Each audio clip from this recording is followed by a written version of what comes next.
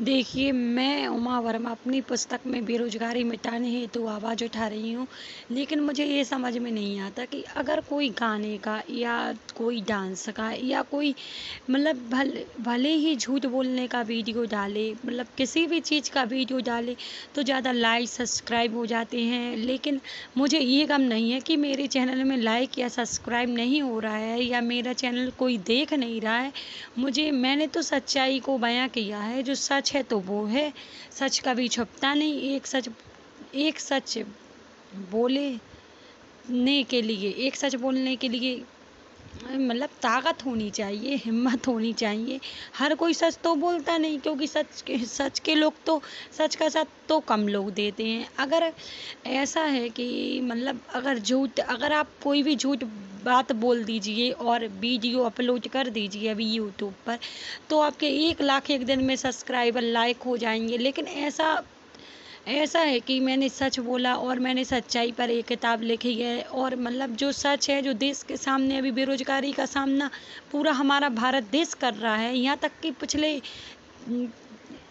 2000 से बेरोजगारी बढ़ती जा रही है। मतलब जब से बीजेपी की सरकार आई हुई है, तो पता नहीं कितनी बेरोजगारी बढ़ गई है। आप खुद ही आंकड़ा देख लीजिए। मेरी मेरी पुस्तक में स्पष्ट लिखा गया है, पूरे आंकड़े का ब्यौरा दिया गया है। यहाँ तक कि मैंने सच्चाई पर वीडियो बनाई, सब कुछ किया, लेकिन इसमें मतलब मैंने एक रिएक्शन लिया सच्चाई पर बेरोजगारी मिटाने हेतु, लेकिन मैंने कुछ गलत तो किया नहीं है। लेकिन जब अगर कोई भी व्यक्ति संघर्ष करता है या सच के साथ लड़ता है, तो मतलब उसे दबा दिया जाता है। और मतलब दूसरी बात ये है कि उसकी आवाज़ को दबा दिया जाता है। लेकिन सपोर्टर भले ही कम है, मेरी वीडियो भले ही कम लोग देख रहे हैं, लेकिन मुझे उससे कोई फ़र्क नहीं पड़ता कि वीडियो कम व्यक्ति देखें या ज़्यादा देखें, या कम व्यूज़ हों, कम सब्सक्राइबर हों। लेकिन मैं तो जो सच है वह कहूँगी और सच्चाई पर अपना मुद्दा उठाऊँगी, कुछ हो जाए। क्योंकि ये सच्चाई कभी छुपाने से नहीं छुपती, वो तो बनी बात है। लेकिन हमारी जो सरकार है, जो गवर्नमेंट है, वो पता नहीं क्या खेल खेल रही है, या कुछ समझ ही में नहीं आ रहा है। कि कभी कहते हैं कि रोजगार ऐसा देंगे कि रोजगार मांगना नहीं पड़ेगा, रोजगार देने वाले बनेंगे। यहाँ तक कि 4 करोड़ युवाओं का रोजगार छीना जाता है। ये थोड़ी ना कोई बात है। अगर देश में बेरोजगारी मिटाना है, तो सभी को, पूरे देश में सारे परिवारों को, एक महिला को रोजगार देना चाहिए। हम तो इतना ही कहना चाहते हैं कि जो देश का नेता है, उसे केवल इतना संकल्प करना चाहिए कि हमारे देश में जो भी परिवार हैं और जो भी मतलब निवास करते हैं, उनमें से मतलब एक महिला को सरकारी नौकरी देना चाहिए। अब मेक इन इंडिया कहते हैं, जगह जगह कचरा है, कूड़ा पड़ा है, किसका मेक इन इंडिया?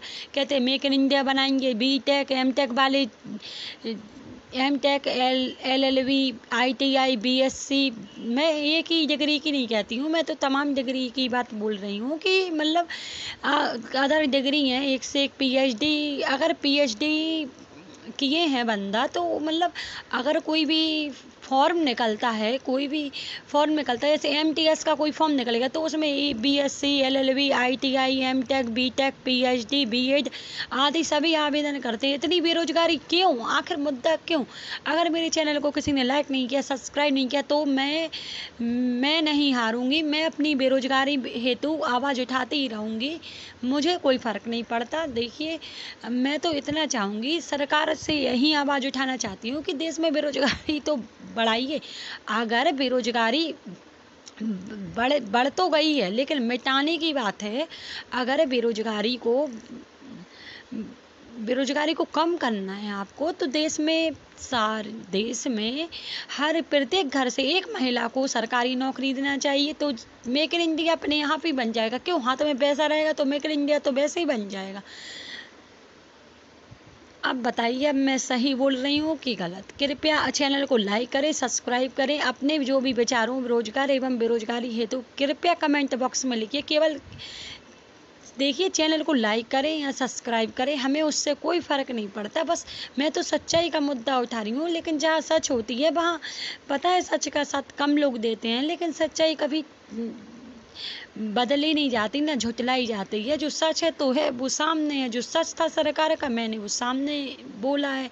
और जो दुनिया में सच्चाई है, अभी हमारे देश में देखा कितनी बेरोजगारी बढ़ रही है।